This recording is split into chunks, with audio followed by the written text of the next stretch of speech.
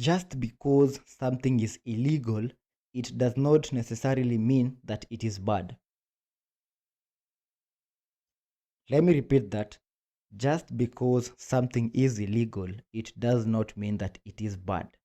Now you have to understand how something is determined or made to be illegal. And to know this, you have to understand how the system really works. Now, if you have any knowledge in how the system really works, you'll know that the system loves to use fear and love in combination. The system loves to make themselves seem as if they are all loving, but they still put the element of fear in order to actually lure you into control. Now, the system understands that there are knowledge, there are things that empower the people. And once you empower the people, you give them power.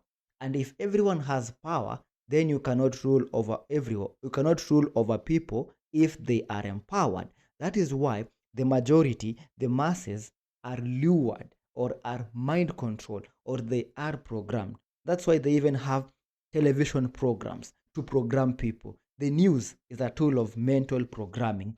The news, the mainstream media, tries to shape how people think, how people feel about certain events. So when you watch the news, they are shaping the narrative for you. They are shaping for you how to think and feel about things. That's why when you find all the elderly people, they know that marijuana is a bad thing.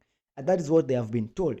And most of them, they don't even have any factual proof of proving if marijuana is bad or not. But just simply because that narrative has been pushed that marijuana is bad, marijuana makes people become thugs, that is what they know. And that is what they have come to accept. But remember this fact. Just because something is illegal does not mean that it is bad.